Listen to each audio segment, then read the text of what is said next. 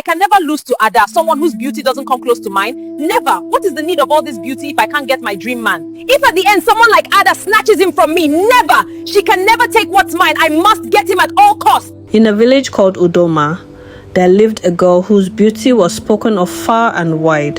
Her name was Ihoma. She was so strikingly beautiful that men drooled whenever she came into sight.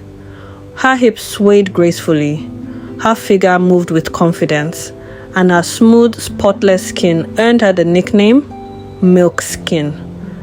Ihoma was raised with overwhelming love. She was pampered and spoiled, being the only child of her parents, who had waited 10 long years before they were blessed with her. Because of this, she grew up knowing she could have almost anything she wanted. She had 2 close friends, Ada and Kiki, both beautiful and well endowed in their own right. But whenever the trio stepped out together, it was Ihoma who commanded all the attention. Among the many men in Udoma who were willing to do anything to make Ihoma theirs, one man stood out, Aham. Aham was a tall, handsome man in his late 20s. Though he came from a wealthy family, he chose to work hard and earn his own living. He wanted a life built on integrity, one his future wife and children could be proud of.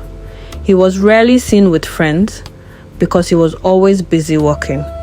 However, despite crossing paths with the trio several times, Aham was never drawn to Ihoma. Instead, he found himself quietly attracted to Ada. He had not yet found the courage or time to approach her, but something about Ada lifted his spirit and brought him peace. Every time their eyes met, he felt an unexplainable connection, and deep down, he sensed that Ada felt it too. Ihoma, on the other hand, enjoyed the admiration of every man in the village.